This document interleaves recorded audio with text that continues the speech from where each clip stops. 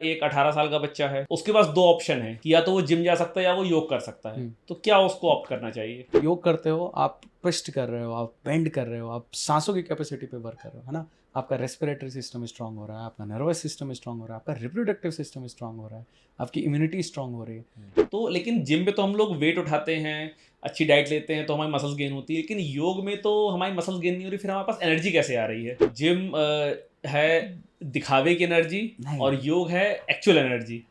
अब योग की बात हो गई, एक चीज़ आती है जिम। मतलब आज की डेट में बहुत ट्रेंडिंग है, मतलब और मुझे लग रहा है कि इंस्टाग्राम से ज़्यादा ट्रेंडिंग हो गई है। तो बच्चे आजकल जिम जिम पे जा रहे हैं। तो अगर जिम की बात करें और जिम को और योग से अगर हम कनेक्ट करें कि मतलब अगर एक 18 साल का बच्चा है, उसके पास दो ऑप्शन है कि या तो वो जिम जा सकता है या वो योग कर सकता है। तो क्या उसको ऑप्ट करना चाहिए?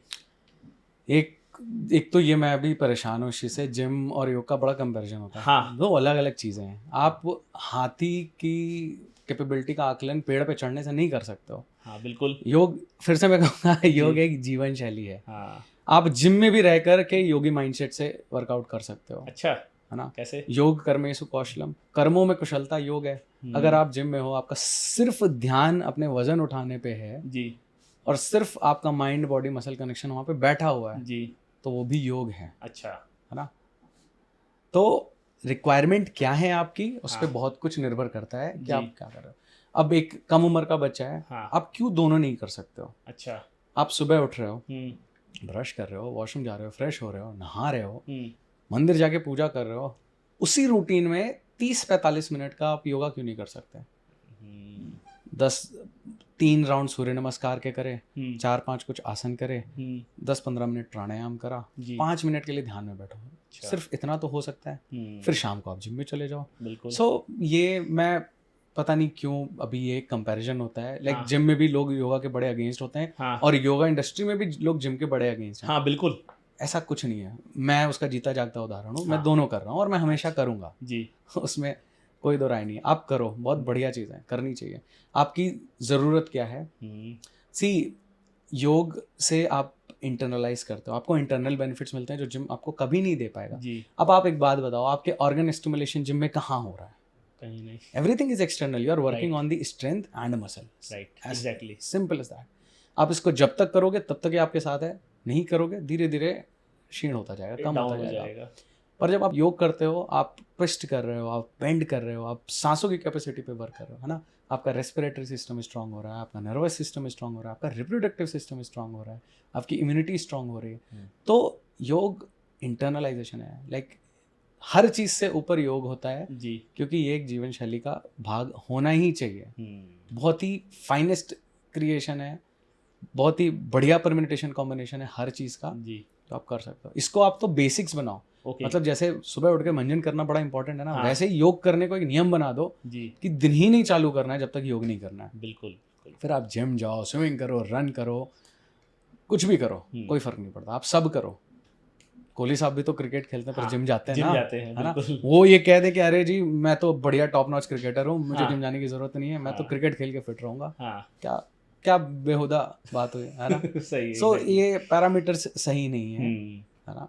सो उनका ध्यान रखिए, सब करिए, और बहुत ज़रूरी है। अब तो जिम में खैर योग कर रहे हैं पर कर बड़े रहे हैं। गलत तरीके से कर रहे हैं, वहाँ पर भी वो आसन को एकदम सिर्फ आसन करते हैं, आसन करते हैं, आसन अच्छा। करते हैं।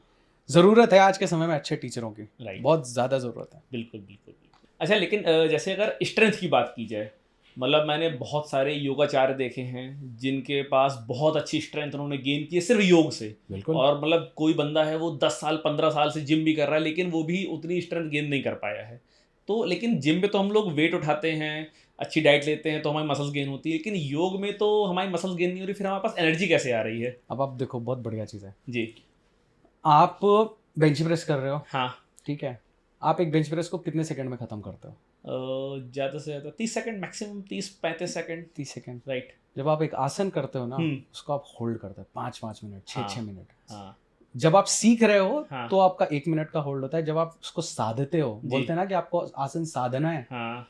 तो आप सोचो एक सेशन ऐसा, आप अपने आप को इस योग्य बनाओ जी। कि एक 50 मिनट के सेशन में आप सिर्फ 6 आसन करो। जी। आप समझ रहे हो आपकी मतलब 50 मिनट के सेशन में 6 आसन केवल, 6 आसन, मतलब हाँ। 7 से 8 मिनट का 7 average। से मिनट अगर आप एक आसन को होल्ड करने की क्षमता अपने अंदर डेवलप कर लेते हो, जी। आपके पास बहुत स्ट्रेंथ है। अच्छा। स्ट्रेंथ सिर्फ फिजिकल अपीयरेंस से आकलन करना सही नहीं होता है। कभी कभी बड़े दुबले पतले लोग भी बहुत कुछ उठा लेते हैं और आप बिल्कुल। ताज्जुब में पड़ जाते हो इस आदमी ने कैसे उठाया। हाँ, राइट।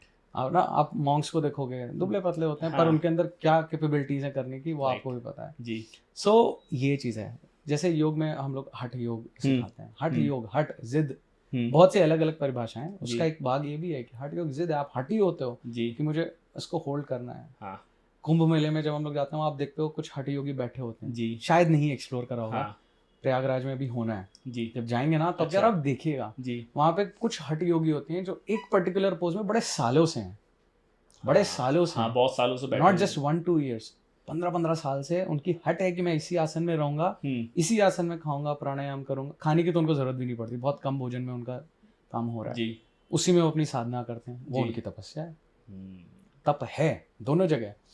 30 सेकंड की काउंट में अगर आप एक आसन को होल्ड करोगे स्ट्रेंथ नहीं आएगी, सिर्फ जी। आपका वो इंट्रोडक्शन है। तो स्ट्रेंथ आती है, बहुत आती है। पर अगर अभी आप एक जिम के बंदे से कह दो कि अपने बेंच को ऊपर लिफ्ट करो और बेटा 5 मिनट होल्ड करो, नहीं कर पाएगा, कंधे टूट जाएंगे उसके। राइट। है ना, बस ये चीज़ है। तो मतलब जिम है दिखावे की एनर्जी नहीं। और योग है एक्चुअल एनर्जी। जिम भी एक स्ट्रेंथ है। अब एक हाइपोथेटिकल सिचुएशन, हाँ। आप सेकंड फ्लोर पे रह रहे हो, आपके घर में कोई बीमार हो गया, हाँ। है ना, जी। आपका वजन है 60 किलो, उनका वजन है 80 किलो, राइट। आपको उन्हें उठा करके नीचे उतरना है। हाँ। तब आपको वही ताकत इस्तेमाल करनी होगी जो आपने जिम में गेन करी है, मसल स्ट्रेंथ। राइट। सो सबके अपने अपने रोल हैं, जी। है ना। वही मैं कह रहा हूँ कि योग आपको एक दृढ़ माइंडसेट देता है। ओके। है ना। आप अगर 8 मिनट एक पोज में स्थिरता के साथ रुक गए तो आप समझ रहे हो आपका कितना बुलेट माइंडसेट हो गया है। आप हार मानने वाले आदमी नहीं रहोगे फिर। जी, बिल्कुल बिल्कुल। सो कॉन्फिडेंस लेवल यहाँ से यहाँ चला जाता है और ईगो भी नहीं बढ़ता। हाँ, आप एट द सेम टाइम आप उतने ही नर्म और सौम्य स्वभाव के हो रहे हो। बिल्कुल बिल्कुल। है ना, कोई भी आता है तो आप झुकते हो, प्रणाम करते हो, है ना। ये नहीं कि सीना और चौड़ा हो गया मेरा। नहीं, जिम वालों के साथ ये तो इशू मैंने भी देखा है कि जिम में ईगो लिफ्टिंग जैसे बहुत चलती है। ईगो लिफ्टिंग होती है और लोग मुस्कुराते नहीं एक दूसरे को। हाँ, मतलब देख के मतलब उन्हें लगता है अरे यार ये 100 किलो मार के, अभी देखो मैं 110 मारता हूँ, अभी देखो मैं 115 मारता हूँ। और यहीं पर आप अगर एक किसी योग के ग्रुप में जाइए, क्या खूबसूरत माहौल होता है। जैसे हम लोग भी आध्यात्मिक साधना करते हैं। हाँ। साल में 3-4 बार होती है। अलग अलग कंट्री से, अलग अलग स्टेट से लोग आते हैं, अलग अलग प्रांतों के, उनकी लैंग्वेज भी अलग है, बट एक ऐसा पारिवारिक माहौल होता है, सब खुश होते हैं, like everyone is trying to uplift each other, right.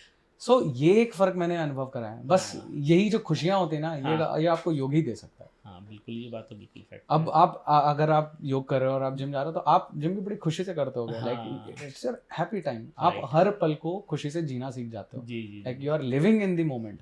Live in the moment वाली जो चीज़ है ना, नहीं, ये चीज़ मैंने नोटिस की, अभी आपने बताया तो मेरे को याद है जब मैं जिम जाता था तो कुछ लोगों के मुंह ऐसे सड़े रहते हैं, मतलब वो मतलब मार के आए फिर भी ऐसे बैठे हुए हैं, मुंह बनाए हुए। मैं सोचता हूँ क्या मतलब क्या इस बंदे को क्या बीमारी है, क्या दुखी है, दुख है इसके जीवन में उनके भी दुख है, परेशान है, फ्रस्ट्रेटेड है, पर वो आ करके जहाँ पर उन्हें रिलैक्स करना है खुद को, वहाँ पर वो आकर अपने आप को क्रश कर रहे हैं।